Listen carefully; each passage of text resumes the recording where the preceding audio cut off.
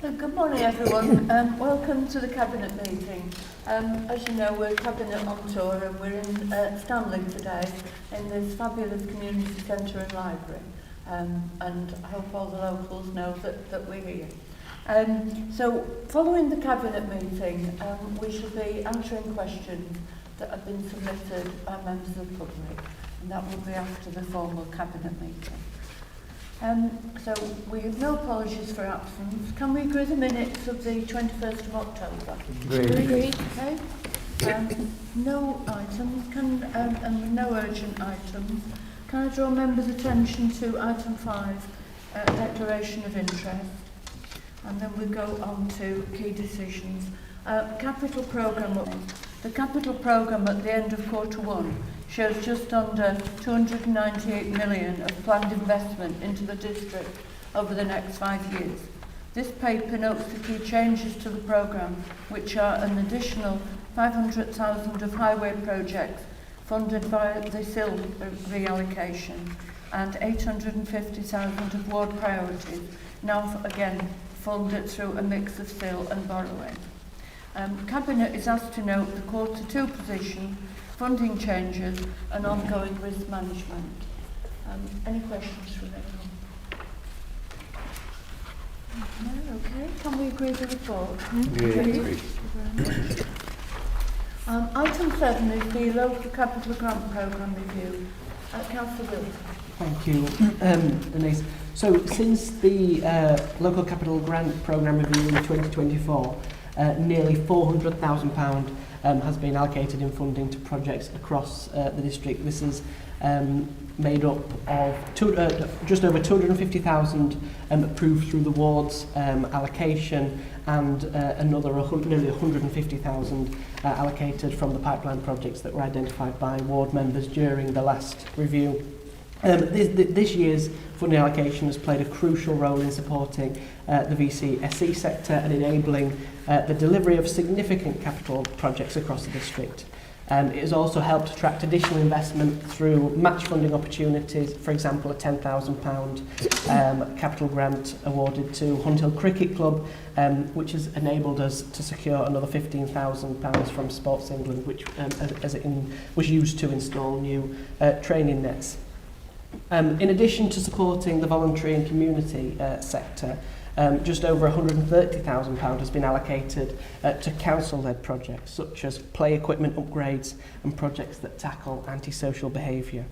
And the ability for the local capital grant to fund the internal projects allows for flexibility to respond to emerging needs of the district and make vital improvements to our facilities. So the proposal in front of you today is to reallocate just over £400,000 and distribute this across all the wards to create a new allocation of £20,000 for each of the wards in January 2026 for them to spend as they wish in their areas. Thank you. Thanks very much, Dan. Any questions? Any comments? Jack. Thanks, Denise. Thank you. Yeah, and thank you, Dan, for bringing this paper. And I think it sounds like quite a dry paper at face value, but this is actually an incredibly important fund. This is an incredibly important scheme that enables the real concrete investments in local communities that people care about, from play areas improved, benches installed in parks, real community improvements that people see in their everyday lives. So I welcome this, and I welcome the fact that in challenging financial times we're able to get another 20,000 coming to this year's programme, so those improvements can continue across the district. So fully support the paper, and thank you for bringing it. Anyone else? Michelle. Yeah, I really welcome this paper, and I think it's really important that we obviously have these funds to be able to support local community groups and to the wider community in getting those vital services. In my own ward, we've had just shy of £24,000 that's created a new football pitch, which is going to increase lots of opportunities for young people that didn't necessarily have them. So I think taking the money that, you know, for whatever reason has not been able to go ahead and reallocating it so that there is more for every ward is a really positive step, and I really welcome it. Just looking around this room and looking around the area where we are now, we've seen myself and Jack how we spent this money. We've got the bowling green out there, we've supported the library through there, we've supported a new children's area and a Tofa Taffel table that people can do stuff on, new benches, Jack said, but also just down the road we used our money a few years ago to make a new war memorial. We didn't literally have a war memorial in this village, and we used that money to do that. So this time of year, we'll just do a remembrance it just shows you how important this funding is for local councillors to deliver local scheme in their local communities. Yes, I think it is. Sorry. Just to echo what everybody else has said, really, I think being a councillor is a fantastic role, and I think having money like this so we can invest it in our communities for our residents is probably one of the best parts of the job sometimes, isn't it? I think in Pontefract North, we've invested in all-weather path on Ladyboat Lane, and for that's meant that even just for one resident who's a wheelchair user can now access and can use that area. So it's just a fantastic thing, Dan, and welcome it. I think, you know, roll on January so we can get spending again. Yes, thank you, Dan, for bringing this paper. And I think, as colleagues have just said, it is all about communities and how we deal with things in our areas. We've all got issues and schemes that we could come forward with. I've just had a fabulous play area in my ward in Castleford in Glasshoughton, and this matters to local people moving forward, and that we're able to do this. And it's something that, as Hannah says, it is the best part that we're able to help communities, because that's what we're all about, community councillors working on our areas. So thank you for bringing this paper. So I think I take it we'll support it. Thanks very much. And the next item is the new PSPO covering Wakefield City Centre and surrounding localities. Do you want to take us through this? Yes, thank you, Denise. So PSPOs are intended to deal with a particular nuisance or problem in a particular area, and that is a real problem to the quality of life in that area. And it's important that we ensure that the law-abiding majority can use and enjoy those public spaces and save from any local antisocial behaviour that might come. Just for a bit of context, in 2017, Wakefield Council implemented the initial public space protection order in Wakefield City Centre to help manage behaviour in the city centre, and it was put in place to help deal with issues like drinking, drug use and people urinating in public. So today's review is the new prohibitions in the PSP would give the police and us as the council additional powers to tackle antisocial behaviour in the city centre. West Yorkshire Police are really supportive of the proposals to update the PSPO, and the understanding is that there's been a little bit of an increase over the last few years in nuisance and antisocial activities which have that detrimental impact on the quality of life, and we've got to limit this behaviour to ensure that people can go about their daily life safe. This adding on the extra police we've had in the city centre should really continue to make that positive impact for the city centre, and it's been so good to see positive responses from the public and from police colleagues to get this forward. So I'm happy to bring this report today. Thank you for that, Dan. And I think it is important. I think in our town centres we've seen a real increase of antisocial behaviour, and again this is what the public are asking. We want people to come into our town centres and shop and spend money in the town and boost business, but people just don't feel that it's compatible. So bringing this paper forward, you've brought two really important papers forward today, and this is really important that we move forward with this. David? Yeah, just as one of the representatives for the city centre, I really welcome this. There is a small minority of people who either are just not aware of the impact of their behaviour of other people, or who don't care.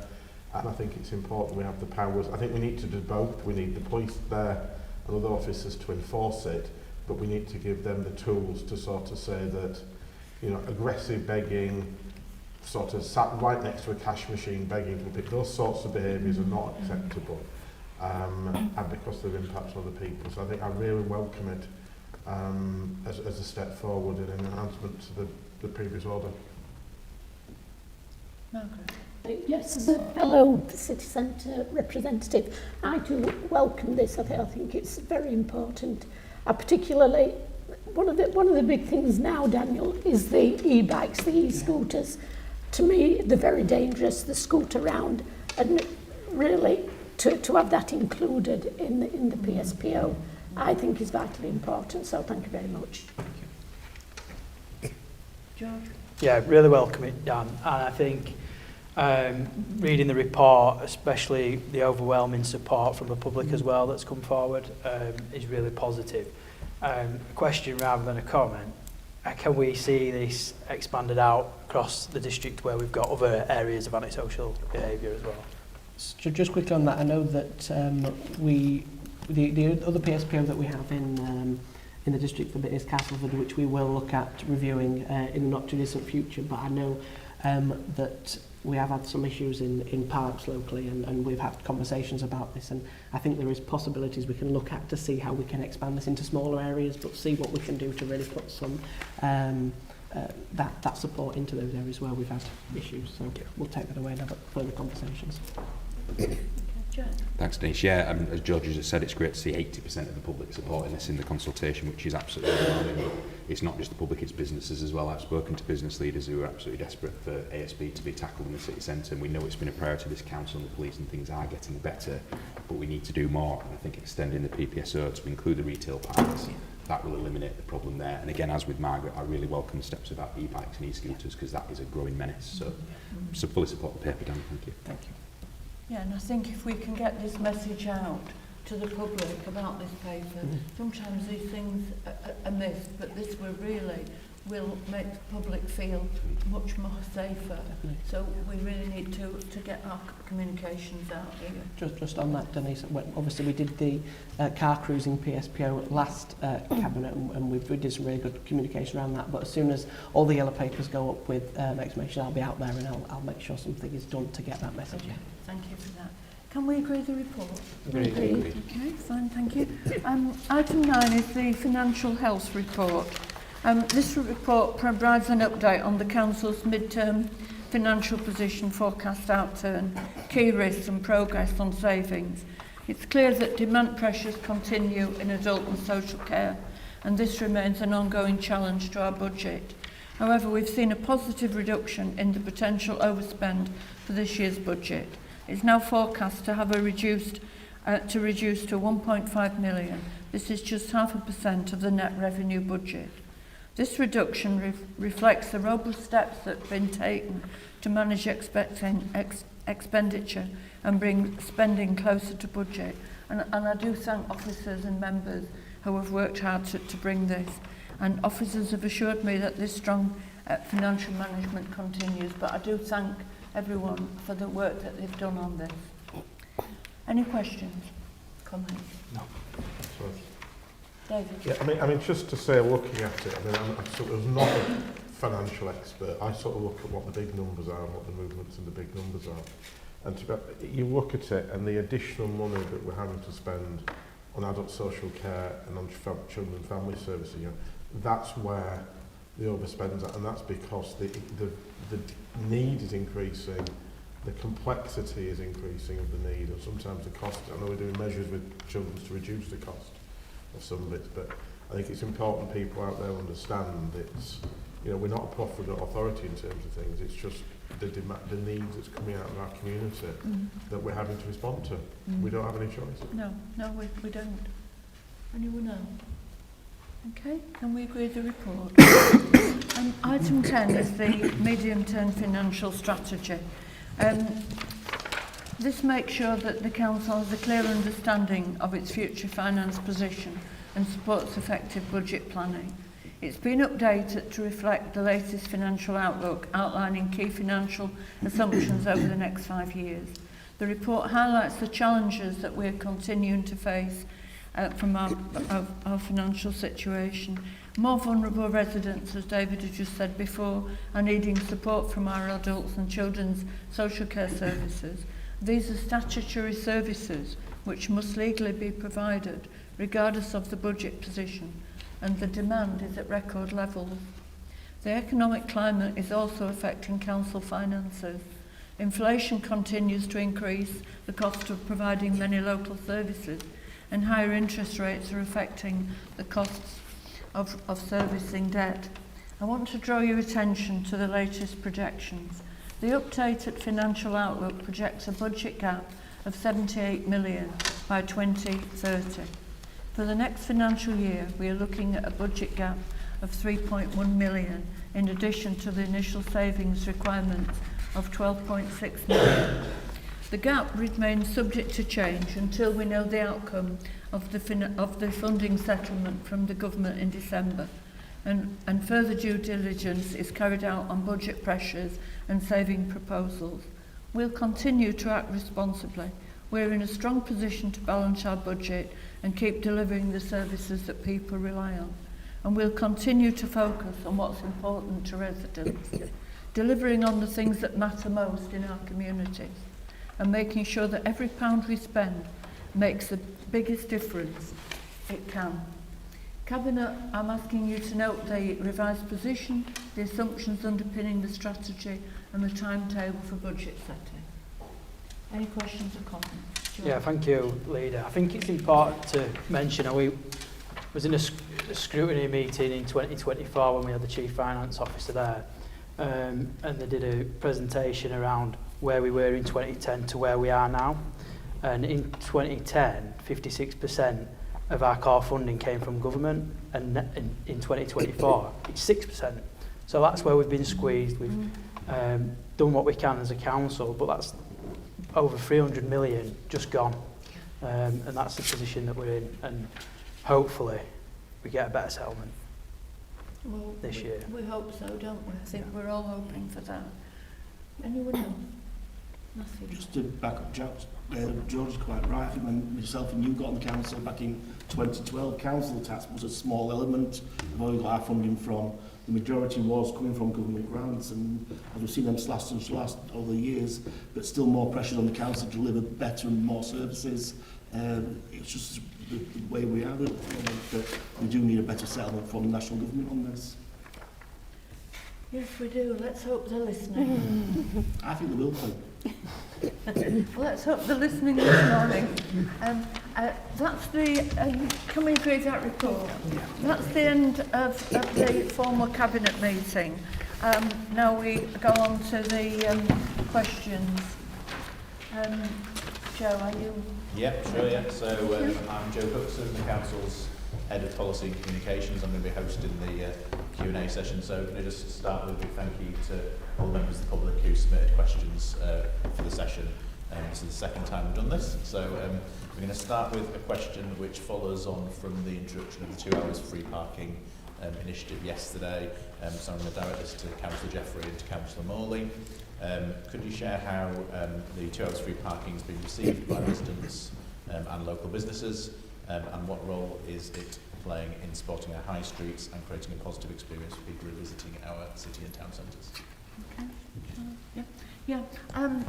We decided that we would go for the 2 hours free parking, really to help business.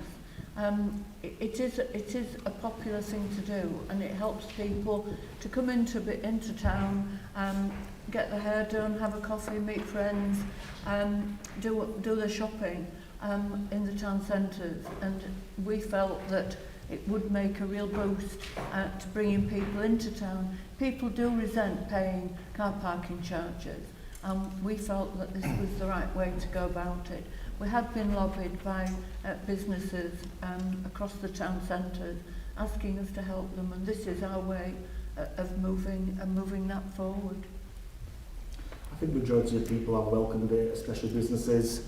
I've had some comments on my Facebook page. One of the comments was, we're only doing this because we need to upgrade the car parking pay machine, which is quite nonsense. No, it's not. We're doing it because we need to do it for our communities, for our town centres. So it has been well received. It's not just here for Christmas, as some people are saying as well. It's here now. So I think it's just people want to be convenient for the town centres, nipping in, nipping out. A lot of people don't use or carry cash on one of these days. So you can't running around to get one to park for the convenience of it. You just press that button now and get you 2 hours. So if you're looking for your hair doing, a bit of shopping, some lunch or something like that, it's free, and it's been a fantastic, well received across the district. Thank you, Matthew. Next question. Thank you both. So the next question we actually had a couple of questions about development and planning public services around new development, which is happening in our area. So both Carolyn and Steve have asked similar questions, but they've asked about increases in housing in Castleford and around the Eastern Relief Road, So residents are asking us to address the lack of infrastructure in these areas, given the rise in population from new developments, and are concerned about impact on essential services, schools, doctors, dentists, NHS capacity. So from a planning perspective, I'm going to come to Councillor Morley, and then I'm going to come to Councillor Collins and Councillor Isherwood. From the health and education perspective, do you think it's time that some these services becomes a condition for planning approval? What can be done to bring in facilities to support our growing communities? So we've got a local plan. Our local plan we put through council last year, and that explains where the vision is for our council housing, our infrastructure to go up to 2036.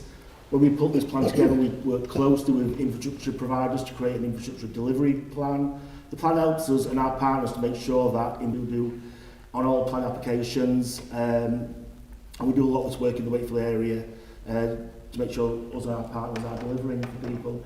I think we all get that not everybody wants houses, but we do have a housing crisis. We do need housing.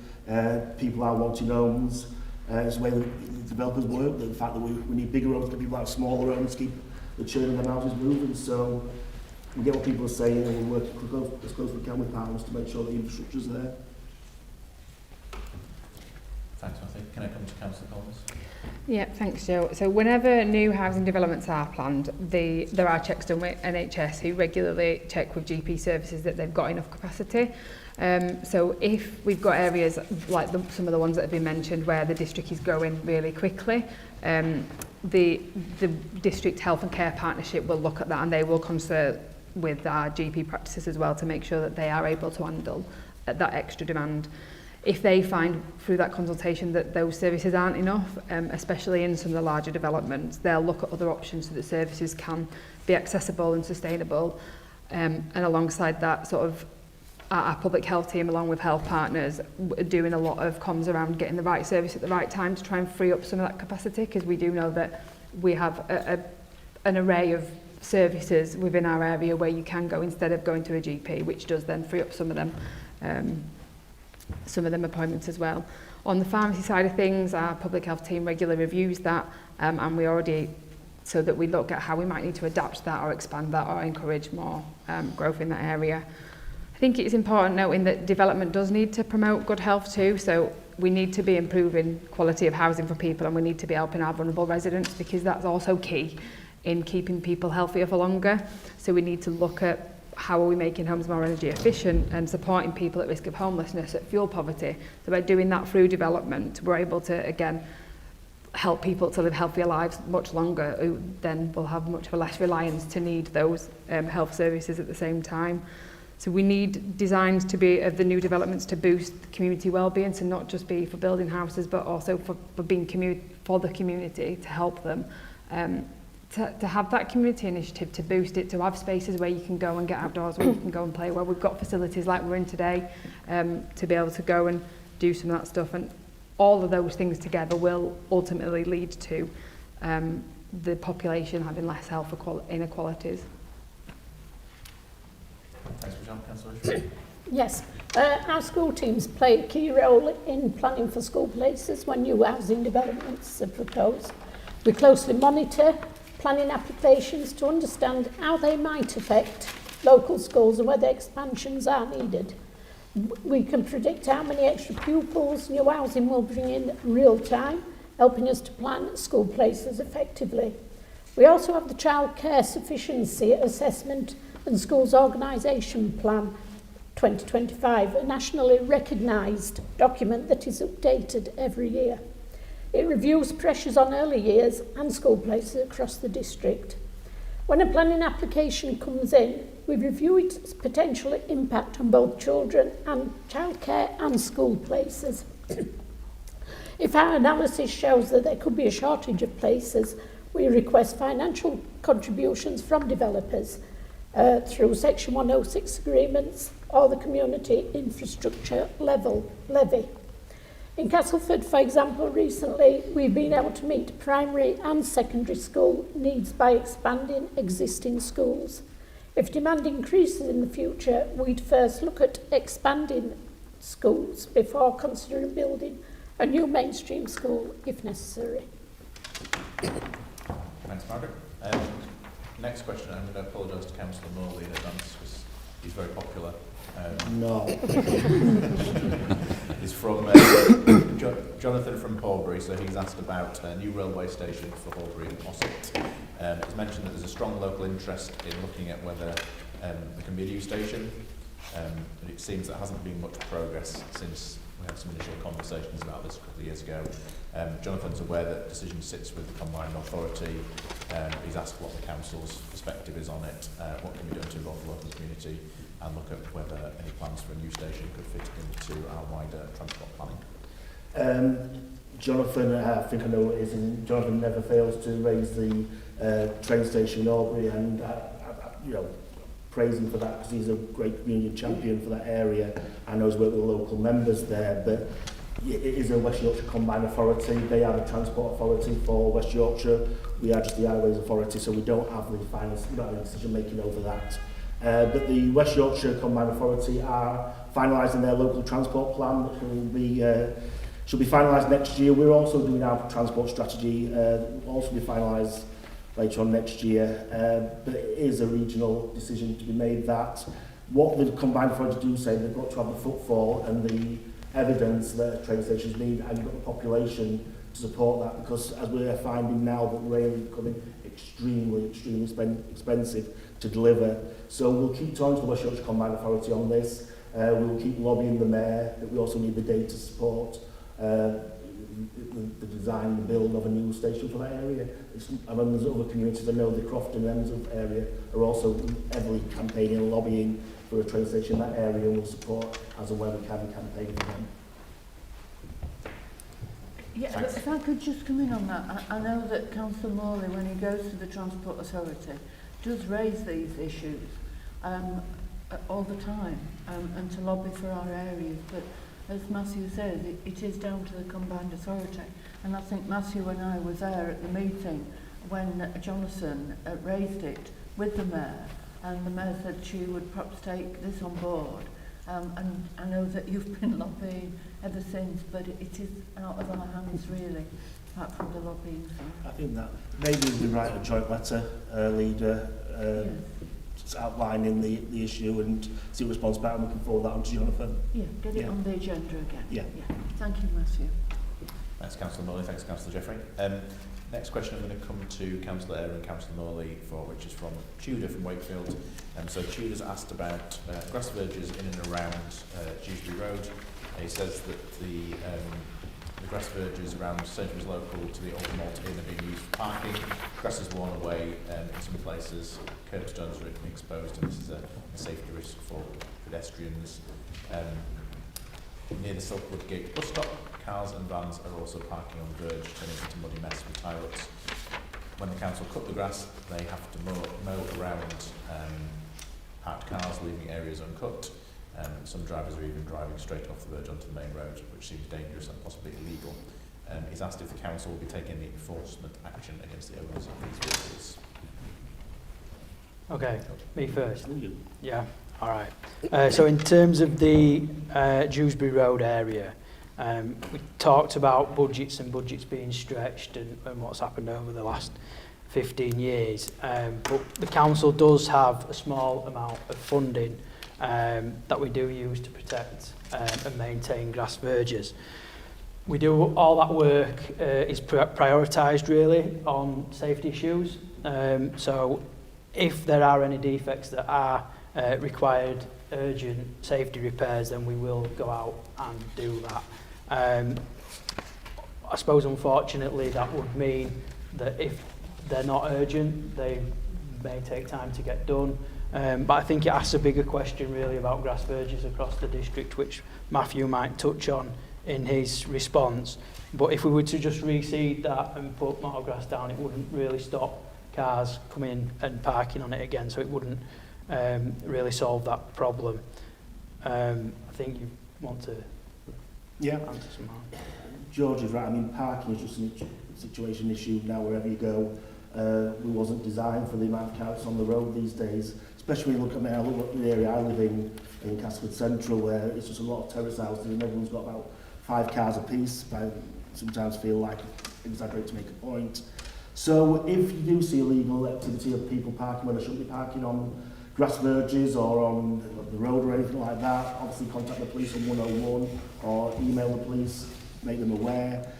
Also, if people are parking illegally on double yellow lines, single yellow lines, in residential parking, it is the council. We can't be there within seconds or within minutes, but we can programme to do some patrols in them areas future dates. So we do have a small budget where we look at verge protection, where we may, in some cases, put some outstanding down, and create some new parking, or in some cases, protect them verges with small fencing as we put around. But what tends to happen in them cases, it doesn't solve the problem. You never solve parking problems. It does move it on somewhere else, but it's just a national issue that we've got. Thank you, Josh. Thank you, Matthew. Next question, I'm going to come to Councillor Wilton and Councillor Appleyard to answer. It's from Powan from Wakefield, who's lived in Wakefield for 20 years. Powan would like to see more support for communities to celebrate cultural festivals. Until now, the communities had to fund events themselves, and Powan wonders if there's any support available from the council, specifically to set up a Hindu cultural society, so the community can come together.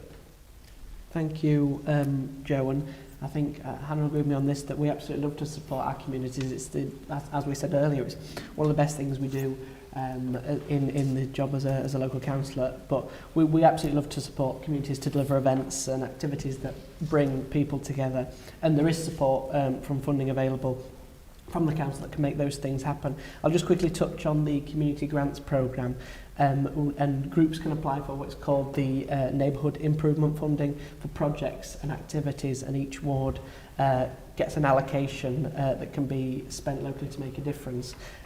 If you're interested to apply, all the details are online, easily accessible, or if you prefer, you can speak directly to your ward councillors, as they can support through their neighbourhood officer. Again, all the details for your ward members are on the website, so please do get in touch. But I'll hand over to Councillor Appleyard to talk about the culture grants. Yeah, so local groups can also apply for culture grants. Again, the details are on the website. It's something that we really welcome, and we have supported lots of local groups already, whether it was the Wakefield Mela or Agbriggs Women's Circle. So go online, speak to your local councillors and look to apply for those grants. But what I would also say is it is something that in our, our heritage team, in our events team, it's something that we're very much looking to, across the calendar of the year, looking at what we can do as well to diversify and celebrate all the different kind of communities and cultural festivities that we have.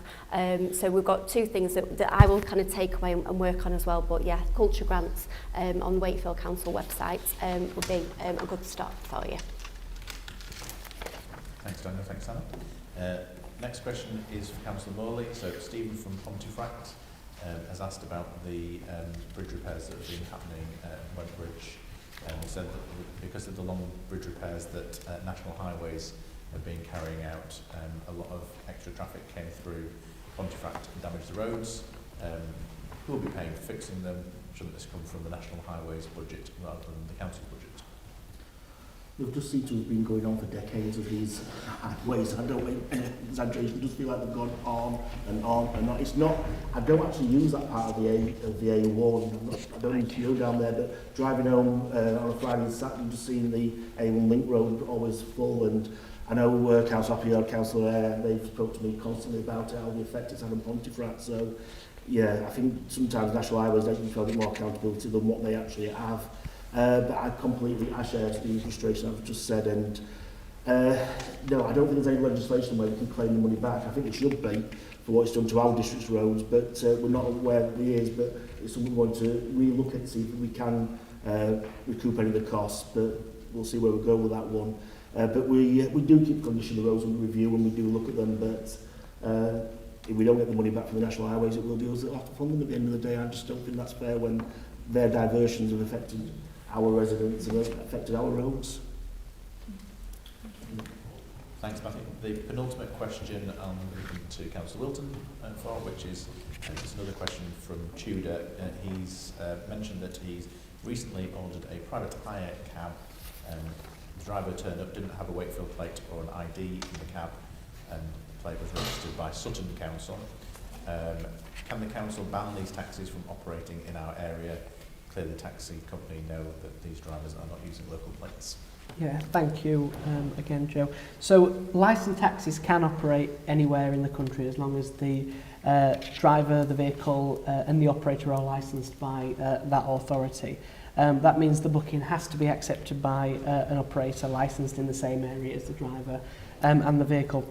Unfortunately, we don't have any enforcement powers over vehicles licensed outside Wakefield, but if we do receive information about a driver from another authority that relates to safeguarding or road safety, we will share that with the other authority to use their enforcement powers to sort that issue.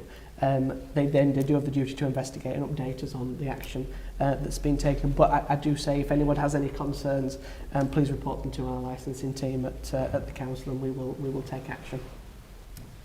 Thanks, Daniel. And the final question, I'm going to come to Councillor Hemingway for just like to check in on the flag survey that was launched following the last Ask Cabinet session that we had back in September.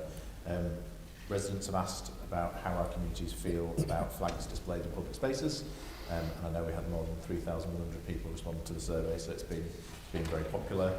Could you provide us with a bit of an overview of the key findings from the survey, highlight some of the themes that came out of it, what our next steps are likely to be, and how residents can access some of the results?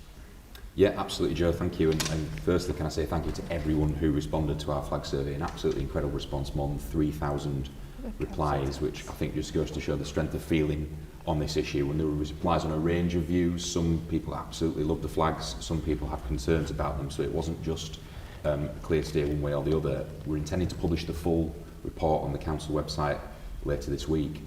It's clear to me, and I think to all of us, that flags mean a lot to so many people. It's a sense of national pride, they've got deep cultural significance, but we have to be honest as well, some people are feeling excluded and intimidated, and some people did raise concerns in the survey, and we have to hear that as a council. We're here to represent everybody from all views.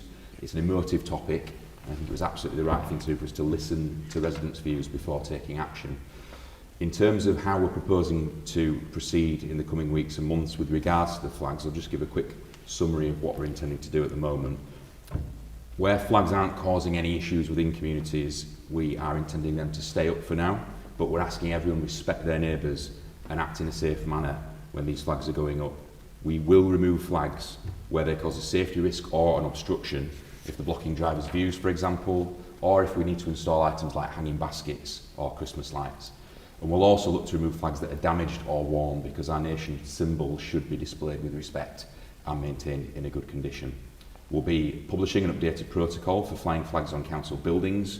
We already fly the Union Jack, the St George's flag on St George's Day, and the Yorkshire flag on Yorkshire Day, and we'll make sure everyone understands the council's approach all year round. We'll be sharing clear guidance for communities on how to display flags and bunting during national celebrations, and importantly, we'll keep working with all communities to make Wakefield a place where everyone feels safe and welcome, and we'll work with partners like West Yorkshire Police and across the Community Safety Partnership. We'll encourage anyone experiencing hate crime or intimidation to report it, because let's be clear, hate has no place in our district. And finally, based on some of the suggestions we got in the survey, we're also looking at how we can support communities to better celebrate our national days like St George's Day, bearing in mind any financial implications. So hopefully that's a good summary of where we're at the moment, and the full report will be going live on the council's website later this week. Thank you. Thanks, Councillor Hemingway, and that concludes the Q&A session for today. Thank you.